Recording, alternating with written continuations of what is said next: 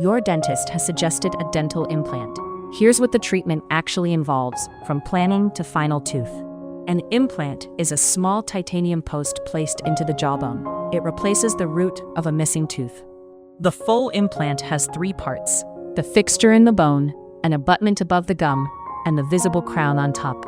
Dentists commonly consider implants for a single missing tooth, several teeth in a row, or a full arch. Candidates need healthy gums, enough jawbone, and a jaw that has finished growing. Smoking and uncontrolled diabetes complicate healing.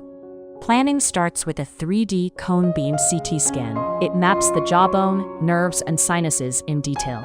Surgery is done under local anesthetic. The dentist opens the gum, prepares a small channel in the bone, and places the implant. Over 3 to 6 months, bone grows onto the implant. This bond, called osseointegration, gives the implant its strength. The first week brings some swelling and soreness. Most people return to office work within 1 to 3 days. Once healed, the abutment and final crown are fitted. The tooth is shaped and shaded to match your others. Studies show implant survival often stays in the mid to high 90s over 10 years, with good cleaning and follow-up.